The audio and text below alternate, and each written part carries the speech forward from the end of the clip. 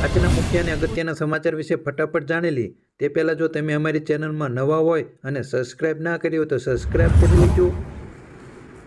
ખેડૂતો માટે આવ્યા સારા સમાચાર। ચોમાસાની ઋતુને લઈને ખેડૂતો માટે સારા સમાચાર આવ્યા છે। ચાલુ વર્ષે ચોમાસાની સિઝન સામાન્ય કરતાં સારી રહેશે, જેમાં જૂનથી સપ્ટેમ્બર ચોમાસું ખૂબ જ સારું રહેવાનો અહેવાલ છે। દેશમાં 104થી 110% વરસાદ નોંધાશે। સરેરાશ વરસાદ પણ સારો રહેશે। 4 મહિનાના ચોમાસામાં સરેરાશ વરસાદ 666.8 મિલીમીટર નોંધાશે।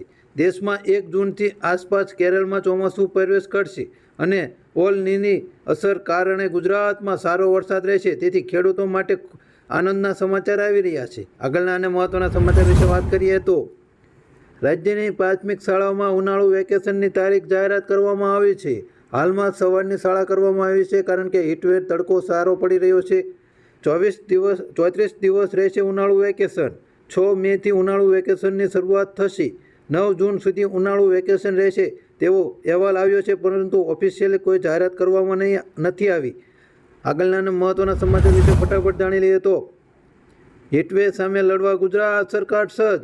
ઉનાળામાં સંભવિત હીટવેવને લઈને સીએમ હાઉસ ખાતે બેઠક મળી હતી।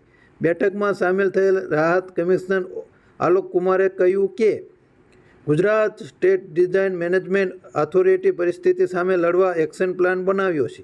મહત્વના 8 વિભાગોનું સંકલન કરી એક્શન પ્લાનનો અમલ કરાય છે। નાગરિકોએ શું કરવું તેમજ શું ન કરવું તેની માર્ગદર્શિકા તૈયાર કરી તમામ 33 જિલ્લાઓમાં વહીવટીતંત્રને પૂરું પાડવામાં આવશે। આગળ વાત કરીએ તો અયોધ્યા ધામને લઈને મહત્વના સમાચાર આવી રહ્યા છે। રામનવમીએ ભક્તોની ભારે ભીડના અનુમાન વચ્ચે દર્શનનો સમય વધારીને કરાયો 19 કલાક। વીઆઈપી દર્શન ક્લોઝ કરી દેવામાં આવ્યા છે। આવતીકાલે સવારના 3:30 વાગ્યાથી રાત્રિના 11 વાગ્યા સુધી દર્શન શરૂ રહેવાની શક્યતા। બપોરે 12 કલાકે રામલલ્લાને કરાશે સૂર્ય તિલક। આગળ વાત કરીએ તો સોનાના ભાવ ઓલ ટાઈમ હાઈ લેવલ પર પહોંચી ગયા છે। સોનાએ આજે નવી ઓલ ટાઈમ હાઈ બનાવી લીધી છે। India Boolean market jewellers association અનુસાર 10 ગ્રામ સોનાના ભાવ 701 રૂપિયા વધીને 73,514 રૂપિયા થયા છે। છેલ્લા 16 દિવસમાં સોનાના ભાવ 4,550 રૂપિયાનો વધારો થયો છે। ચાંદીમાં પણ ઉછાળો જોવા મળ્યો હતો। 1 કિલો ચાંદીના ભાવ 83,732 રૂપિયા થયો છે। પરસોત્તમ રૂપાલાએ ઉમેદવારી ફોર્મ ભર્યું। મહત્વના સમાચાર આવી રહ્યા છે। ક્ષત્રિય સમાજના વિરોધના માહોલ વચ્ચે આજે પરસોત્તમ રૂપાલાએ રાજકોટની સીટ પર પોતાની ઉમેદવારી દાખલ કરી છે। રૂપાલાએ બહુમાળી ચોક ખાતે જંગી સભા પણ સંબોધી હતી।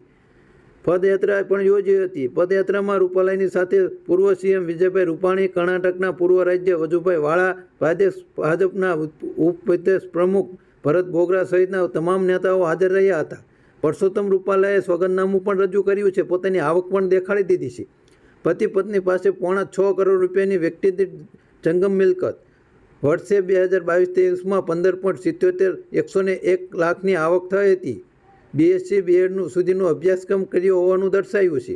હથિયારનો પણ પરવાનગો ધરાવે છે તેવું પણ તેમણે દર્શાવી દીધું છે। રૂપાલા કે તેમની પત્ની પાસે એક પણ કાર નથી તેવું તેમણે પણ દર્શાવ્યું છે। યુપીએસસીનું પરિણામ જાહેર। ગુજરાતના 25 ઉમેદવારો નોંધાયું છે, તેમાં એન્ટ્રી। યુપીએસસીની સપ્ટેમ્બરમાં લેવાયેલી પરીક્ષાનું પરિણામ જાહેર કરી દેવામાં આવ્યું છે। કુલ 1016 ઉમેદવારો ઉત્તીર્ણ થયા છે। ઓલ ઇન્ડિયા ટોપર 100માં ગુજરાતના 3 ઉમેદવાર। ગુજરાતના 25 ઉમેદવારોને મળી સફળતા।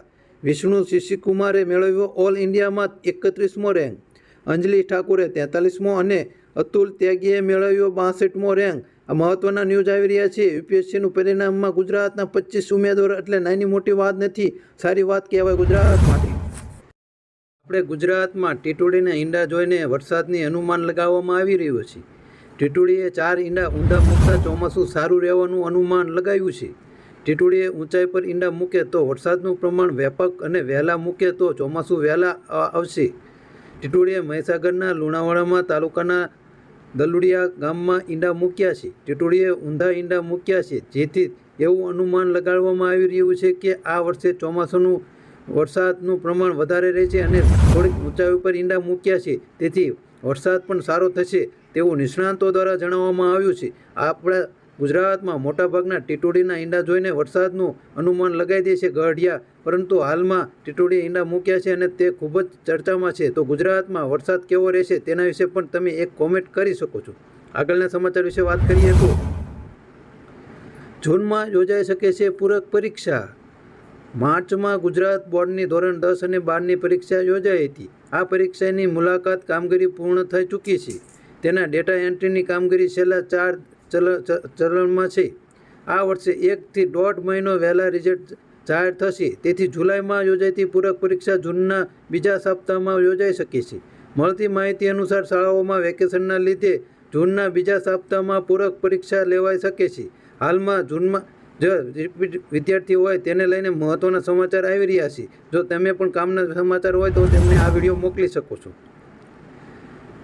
સોનું નવું ઐતિહાસિકની સપાટીને પાર વટાઈ ગયું છે. સોનું 75,000ને પાર પહોંચી ગયું છે. વાત કરીએ તો 10 ગ્રામ સોનાનો ભાવ 75,200 રૂપિયા થયો છે.